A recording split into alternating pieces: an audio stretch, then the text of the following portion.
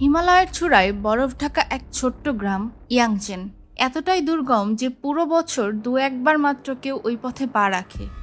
কিন্তু 1950 সালের জানুয়ারিতে ঘটে গেল এমন কিছু যা আজও বিজ্ঞান ব্যাখ্যা দিতে পারেনি। সেই দিন সন্ধ্যাবেলা গ্রামের প্রতিটা বাড়িতে রান্না হচ্ছিল, আগুন জ্বলছিল চুলায়, চা গরম হচ্ছিল পাতিলে, কিছু ঘরে ছেলেমেয়েরা খেলছিল কুয়াশার মধ্যে। কিন্তু পরদিন সকালে যারা গ্রামের খোঁজে এলো তারা যা দেখলো তার চোখ কপালে ওঠানোর মতো। গ্রামটা একদম পরিপাটি, সব জিনিস নিজের জায়গায়, খাবার রাখা আছে, কাপড় শুকোচ্ছে, ঘরের দরজা খোলা। কিন্তু গ্রামের 70 জন মানুষ হাওয়া, একজনও নেই, না মৃত না জীবিত, কোনো রক্ত নেই, কোনো পায়ের ছাপ নেই, কিছুই নেই। সেনাবাহিনী এলো, হেলিকপ্টার এলো, অনুসন্ধান চললো দিনরাত, কিন্তু ইয়াংচেনের বাসিন্দারা যেন মাটি চিরে গায়েব হয়ে গেল। কেউ বলল এলিয়েনদের কাজ, কেউ বলল ভূগর্ভের নিচে লুকানো এক রহস্যময় গুহা খুলে গেছে। এই ঘটনার সরকারি রেকর্ড আজও তিব্বতের এক পুরনো আর্কাইভে আছে, কিন্তু কেউ আর ওই পথে যায় না, কারণ মানুষ বলে ইয়াংচেনে যে যায় সে আর ফিরে আসে না। এটা কি ছিল কোনো ভিন্ন গ্রহবাসীর অপহরণ মিশন, নাকি হিমালয়ের গোপন রহস্য যা আমরা বুঝতেই পারি না?